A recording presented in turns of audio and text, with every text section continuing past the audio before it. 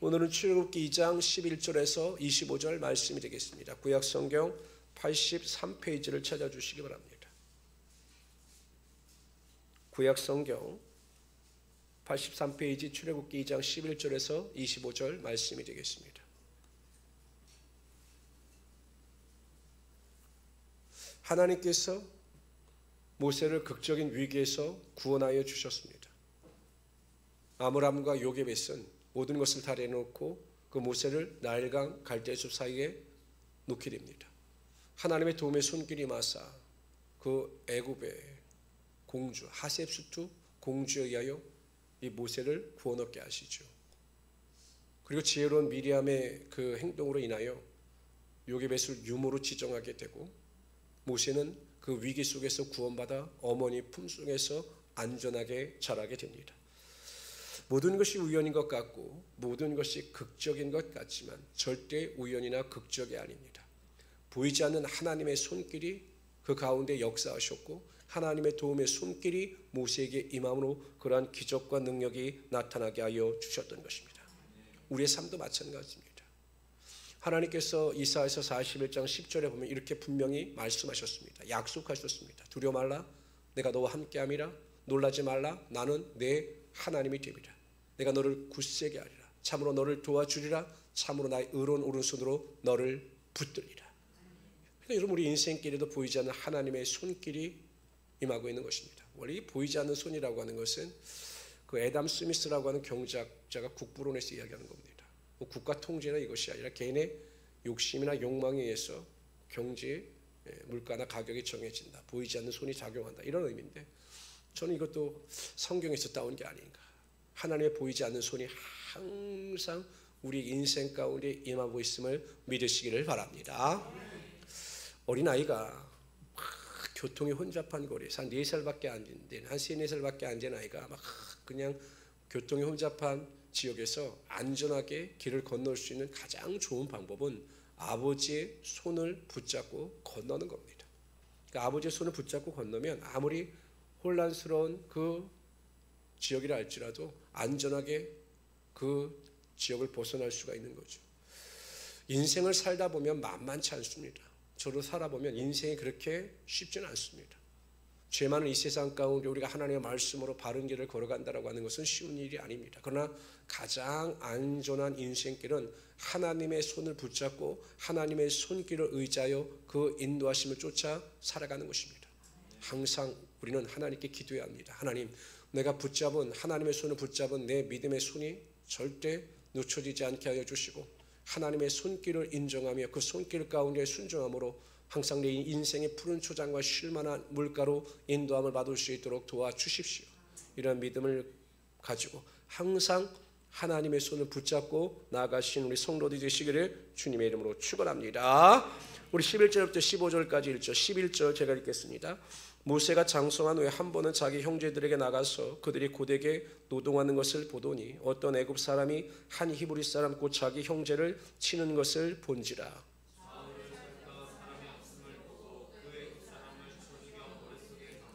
이튿날 다시 나가니 두 히브리 사람이 서로 싸우는지라. 그 잘못된 사람에게 이르되 네가 어찌하여 동포를 치느냐 하며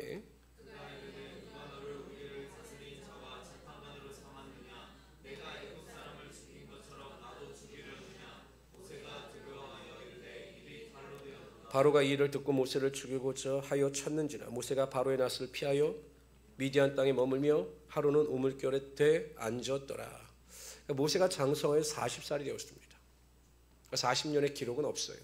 근데 하루는 길거리를 이렇게 가고 있는데 이스라엘 민족이 자신의 동족이 애굽 사람에게 핍박을 받고 있는 겁니다. 그러니까 모진 노동을 하고 있는데도 애굽 사람이 계속 이스라엘 사람을 괴롭히는 거죠. 그냥 지나쳤으면 되는데 제가 보기에 이 모세는 타고난 혈기 있는 사람입니다. 그래서 애굽 사람에게 뭐라고 이야기를 했겠죠. 아니 왜 아무 이유 없이 약한 자를 괴롭히느냐라고 이야기를 했더니 애굽 사람이 오히려 모세에게 화를 내고 반기를 한 겁니다. 그럼 그냥 지나갔으면 되는데 모세는 혈기가 있는 사람은 어떻게 했습니까? 권투를 배웠는지 그냥 원투 스트레이트 그냥 어퍼를 쳤더니 그냥 죽었어요.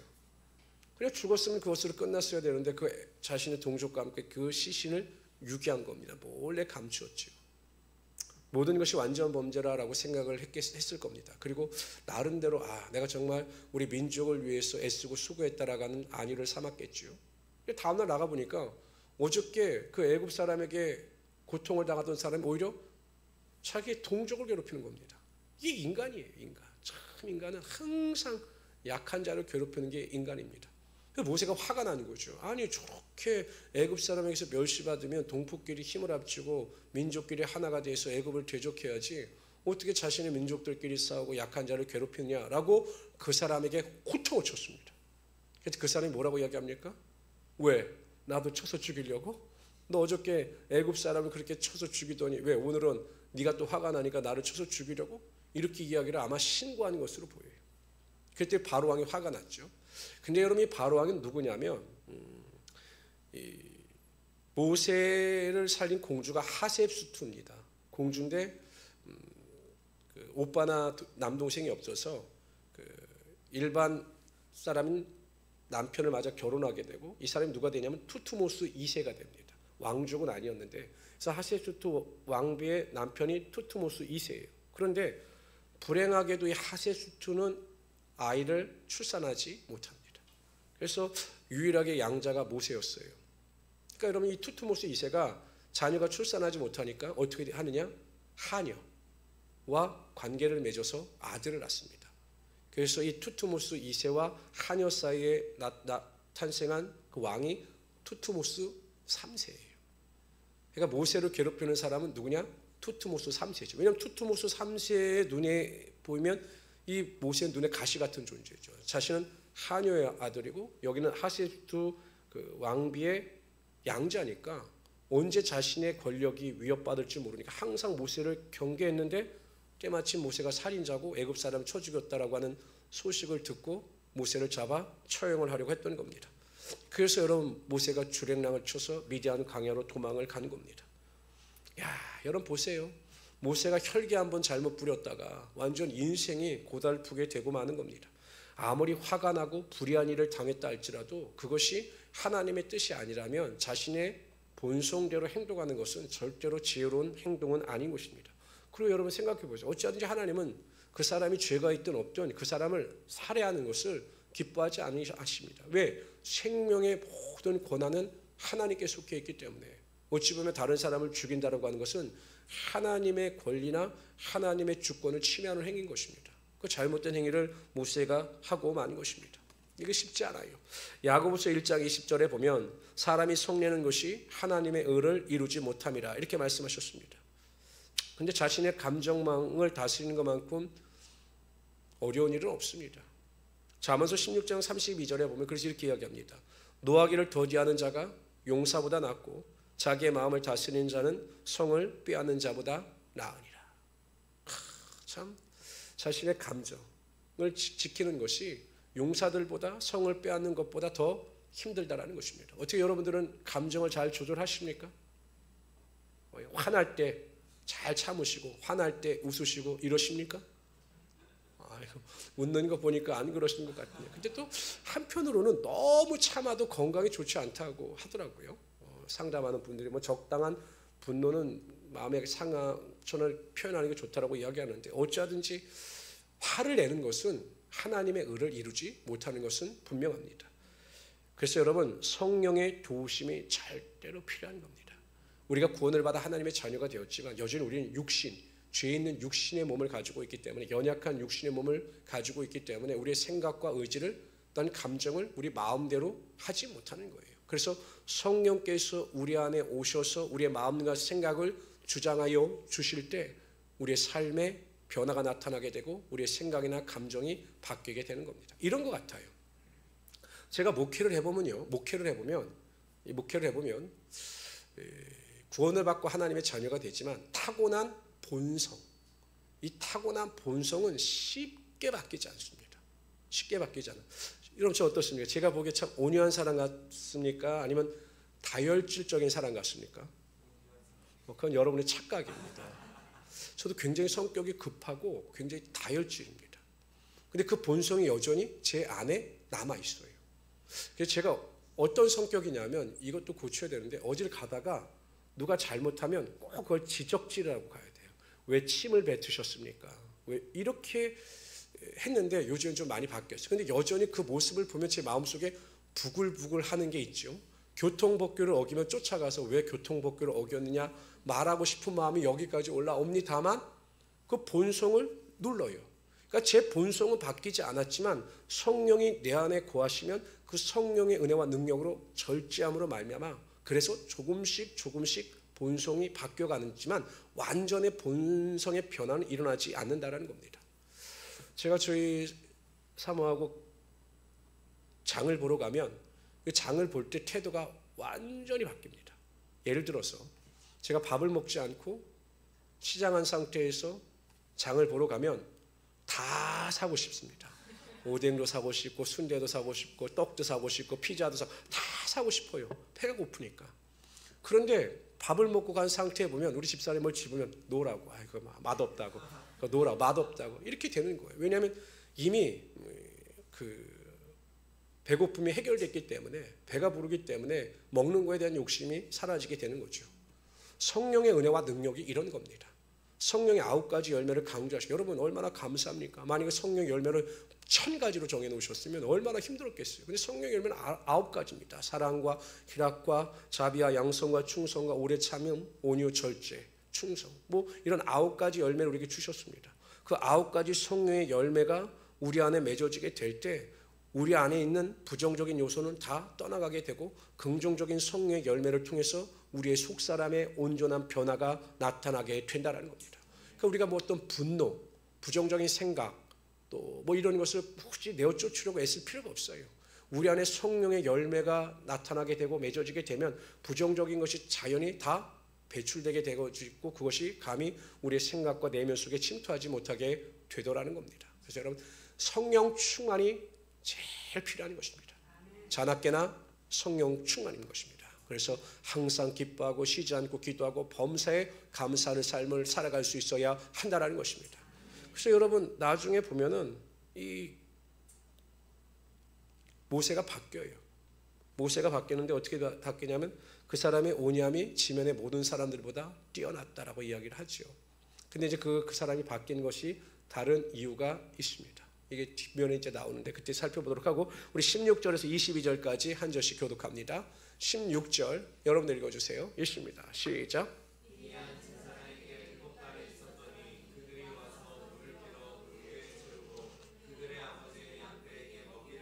목자들이 와서 그들을 쫓는지라 목새가 일어나 그들을 도와 그 양떼에게 먹이니라.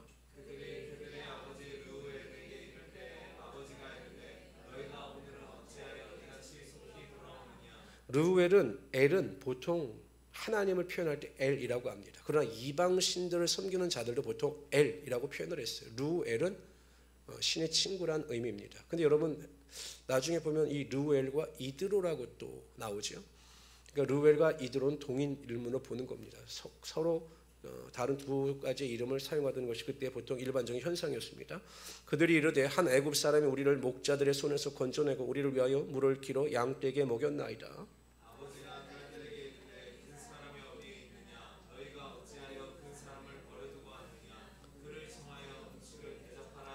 모세가 그와 동거하기를 기뻐하며 그가 그의 딸 십보라를 모세에게 주었더니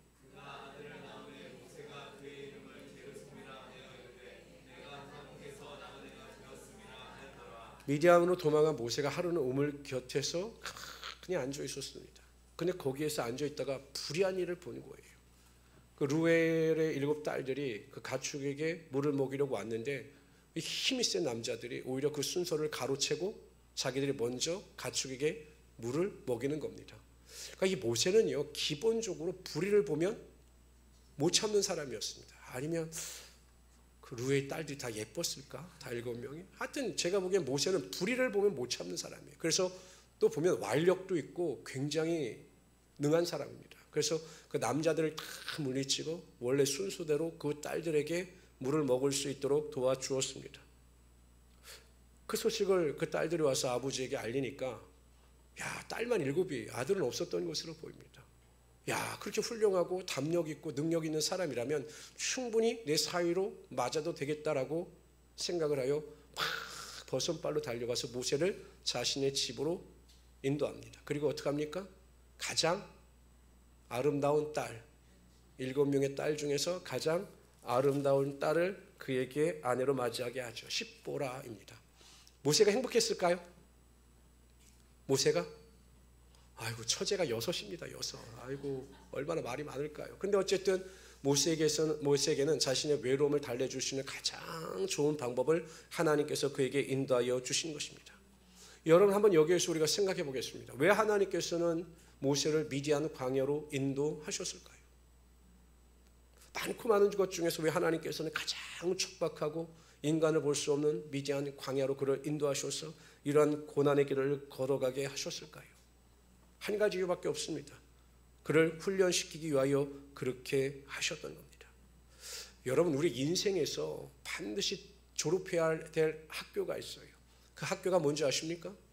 초등학교도, 중학교도, 고등학교도, 대학교도, 대학원도 아닙니다. 대학원까지 나온 사람들도 이 학교를 통과하지 못하면 절대 어른이 되지 못합니다. 무슨 학교일까요? 제가 만든 학교입니다. 광야학교입니다. 광야학교. 항상 우리 인생은 광야학교를 통과해야 합니다. 여러분들은 광야학교를 다 통과하셨습니까? 네, 아직은 아닐 겁니다. 제가 또 이런 말씀을 드리겠지만 또 다른 광야가 여러분들을 기다리고 있을 겁니다. 하나님은 끊임없이 광야학교를 통해서 우리를 연단하시고 광야학교를 통해서 우리를 성숙해 나갈 수 있도록 인도하시는 하나님이 되시는 것입니다. 광야학교에는요, 뭐 다른 과목은 별로 없고요. 주로 어떤 과목이 많냐면 궁핍 과목, 이런 거 있죠. 궁핍 과목. 궁핍할 때 우리가 어떻게 이것을 이길 것인가. 질병 과목, 질병을 어떻게 이길 것인가. 질병에 대해서 우리가 어떻게 대처하고 또 이 질병의 문제를 해결함으로 말미암아 하나님께 더 가까이 나아갈 것인가. 나를 괴롭게 하는 사람을 어떻게 이길 것인가. 뭐 이런 과목들이 많아요. 뭐 남편 다루기, 자녀 다루기. 이 고난학교를 통해서 우리는 많은 연단과 훈련을 받게 되고 그러므로 말미암아 하나님 앞에 성숙한 자로 나아갈 수 있게 된다는 것입니다. 그래서 여러분, 저는 우리 모든 성도님들이 광야학교를 지나는 것에 대하여 두려워하거나 낙심할 필요가 없습니다. 이 광야학교를 통과한 자들에게는 하나님께서 더 큰 축복과 영광을 허락하여 주시기 때문이죠. 생각해 보세요. 예수님께서 고난의 십자가를 지시지 않으셨더라면 부활이라고 하는 영광의 축복과 하나님 우편에 앉는 하나님의 능력을 맛보시지 못했을 것입니다. 기독교는 고난 없는 영광은 없습니다. 하나님 우리의 고난을 통해서 먼저 우리를 성숙한 자로 만들어 주시고 성숙한 우리에게 하나님의 영광의 축복이 반드시 나타나게 하여 주시는 것입니다. 그래서 여러분 로마서 5장 3절 4절 보면 다 같이 한번 읽어봅시다. 제가 읽어드릴게요. 다만 이뿐 아니라 우리가 환난 중에도 즐거워하나니 이는 환난은 인내를, 인내는 연단을, 연단은 소망을 이루는 줄 압니다. 인내라고 하는 것이 연단이 소망을 이룬다라고 이야기했습니다. 여기서 연단이라고 하는 것이 영어 성경에 보면 캐릭터입니다. 그러니까 연단이 우리의 인격을 만들어 가는 것입니다. 제가 초등학교 때 그 과학 시간에 배운 것 중에 하나가 아직도 기억에 남는 게 뭐 당연한 건데 그때는 참 그렇구나라고 깨달은 것이 무엇이냐면 선생님이 그런 말씀하십니다. 상류에 있는 돌과 하류에 있는 돌이 모양이 다르다라는 거예요. 상류에 있는 돌들은 그 작은 자갈 같은 경우도 뾰족뾰족한데 하류로 내려갈수록 뒹굴고 부딪혀서 이것이 둥그렇게 변화가 된다. 이런 말씀을 하셨을 때 참 신기하다. 그리고 우리 인생이 그런 것 아니겠습니까? 우리의 모난 부분이 고난을 만나서 깨어지고 우리의 잘못된 부분이 또 정을 만나서 깨어져서 어느 순간 보면 우리가 둥그런 믿음의 인격체로 변화되는 것을 경험할 수 있게 되는 것입니다. 그래서 여러분 우리가 잠깐 봤듯이 아까 제가 말씀드렸듯이 한번 읽어봅시다. 시작. 이 사람 모세는 온유함이 지면의 모든 사람보다 더하더라. 모세가 말년이 되었을 때 그 혈기 왕성했던 모세가 온유한 사람으로 완전히 변화가 되었다라는 것입니다. 예수님의 제자 중에서는 그 요한이 있습니다. 요한, 사도 요한. 야고보와 요한 둘 다 있는데 요한 사도가 굉장히 혈기의 사람이었어요. 보아너, 우리의 아들이라고 할 정도로. 그래서 예수님께서 사마리아를 통과하실 때 그 요한과 야고보에게 부탁하셔서 내가 머물 곳이 있는지 좀 알아보고 와라 그랬더니 사마리아 사람은 예수님이 싫은 거죠. 유대 사람이기 때문에. 그래서 머물 곳을 허락지 아니하시고 빨리 사마리아 지방을 좀 통과해 달라고 부탁을 했습니다. 그러니까 사도 요한이 화가 났어요. 화가 나서 뭐라고 이야기하냐면 저 보르장머리 없는 사람들 하늘에서 불을 명하여 다 불로 살아버리시라고 이렇게 혈기 있는 사람이었는데 말년에 가서 여러분 요한 1, 2, 3서를 기록한 것을 보세요. 참 사랑에 대해서 강조합니다. 완전히 사람이 인격적으로 변화가 된 것입니다. 저는 우리 모든 성도님들이 광야 학교를 통감으로 말미암아 믿음이 성장하고 성숙하여 하나님을 기쁘시게 하는 믿음, 하나님을 감동시키는 믿음을 통해서 하나님의 영광의 축복을 받으며 나갈 수 있는 하나님의 귀한 성도들이 되시기를 주님의 이름으로 축원합니다. 우리 22절에서 25절까지 읽도록 하죠. 23절에서 25절까지 있습니다. 여러분 23절 읽어주세요. 시작.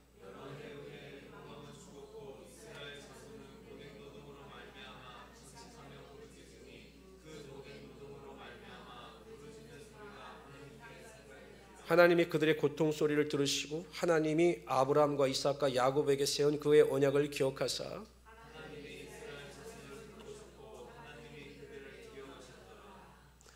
이스라엘 백성들은 고통 중에 있었지만 그 고통을 감내하면서 그냥 살았습니다. 그러나 그 고통이 결국 극에 달하자 그들은 하나님께 대하여 간절히 부르짖기 시작합니다.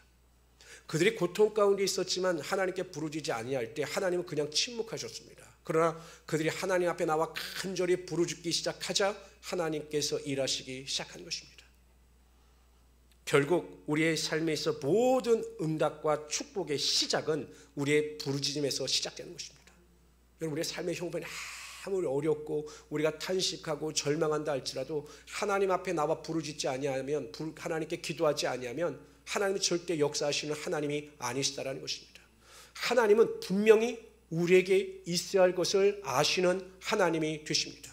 그러나 우리가 부르짖어 기도하지 아니할 때 하나님은 침묵하십니다. 그러나 우리가 부르짖어 간구할 때 하나님은 우리를 위하여 일하시기 시작하시는 하나님이 되시는 것입니다. 예수님께서 여리고성에 들어가셨을 때 앞을 보지 못하는 바디메오, 디메오의 아들이 예수님께 대하여 큰 소리로 외칩니다.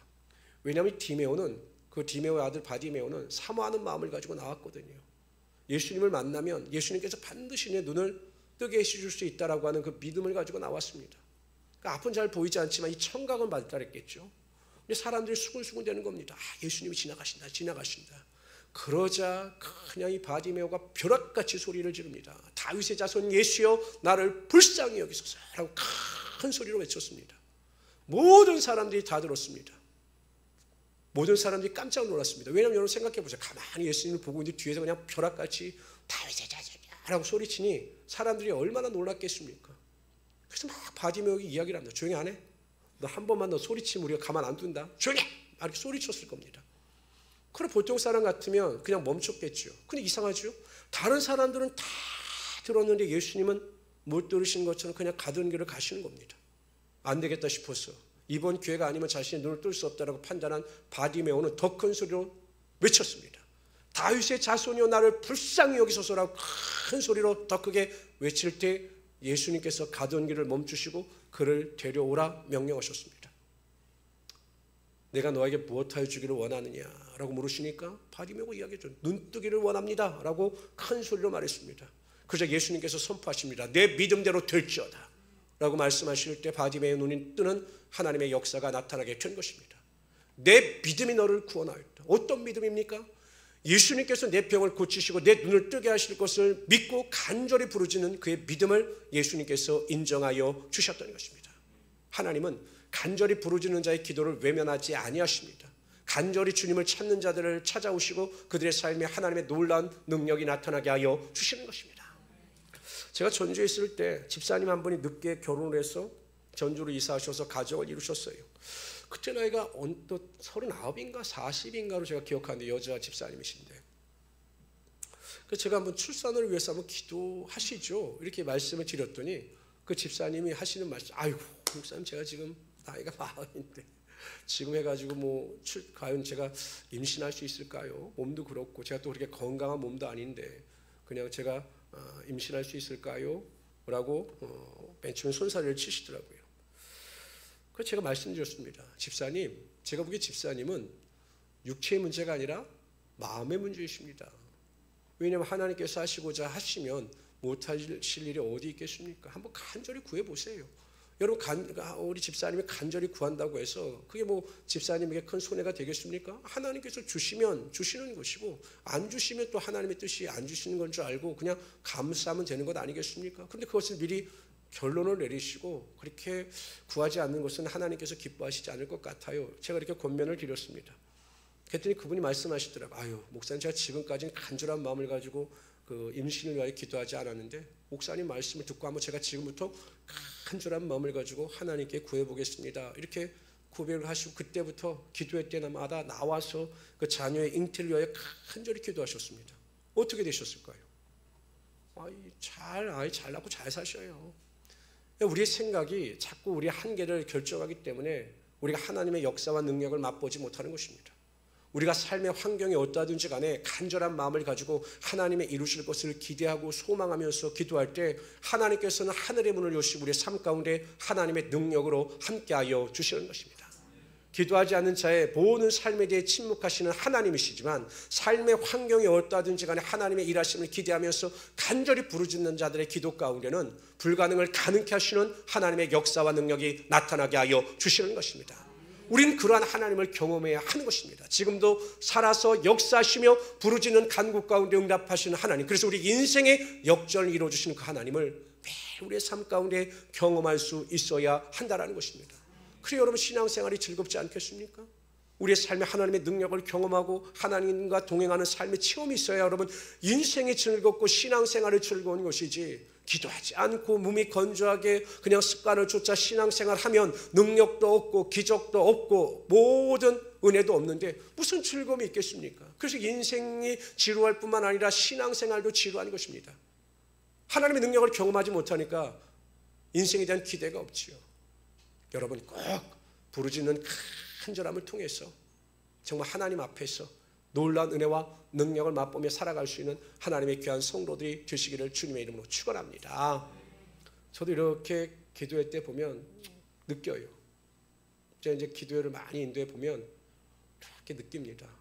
정말 간절히 기도하는 분들이 있어요. 정말 기도하시라고 그러면 정말 간절히 기도하시는 분들이 있어요. 제가 그분을 보면 어떤 생각이 드냐면 아이고 문제가 많으시구나, 또 그 마음의 소원이 크시구나, 그걸 제가 느껴요. 하나님은 그걸 모르시겠습니까? 아셔요. 그런데 저는 그랬으면 좋겠습니다. 큰 문제나 환난 때문에 부르짖어 기도하는 것도 중요하지만 아무리 사소한 일을 할지라도 하나님의 일하심을 기대하면서 모든 일에 간절히 기도하는 것, 이것을 하나님께서 가장 기뻐하실 것입니다. 여러분 기도회 때마다 간절히 부르짖어 기도하심으로 오늘도 우리에게 좋은 것 주시기를 원하시는 하나님, 기적과 능력을 베푸시는 하나님의 능력을 맛보며 살아가시는 우리 성도 되시기를 주님의 이름으로 축원합니다.